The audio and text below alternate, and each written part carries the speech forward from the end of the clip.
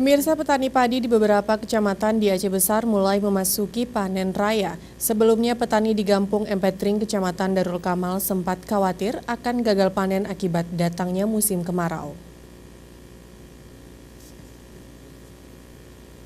Petani Gampung Empetring, Kecamatan Darul Kamal, Aceh Besar mulai kembali turun ke sawah untuk memanen hasil padi.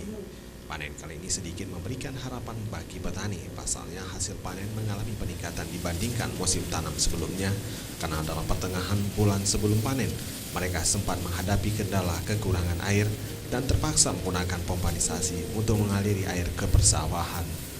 Petani Gampung Empetring, Arifin Radi menyebutkan belum semua padi bisa dipanen secara serentak karena terkendala awal tanam.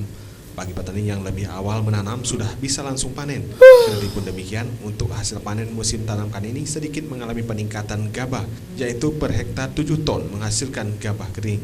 Kalau sekarang mungkin lumayan karena gini, kami kan memakai itu menggunakan air tarik terus Pompa ya? Pompa air. Jadi nampaknya hasilnya lumayan ya kali ini. Karena nggak ada turun, ada yang dapat tuh 7 ton tuh per hektar. Per hektar. Menyangkut dengan harga jual gabah saat ini berkisar Rp4.600 per kilo.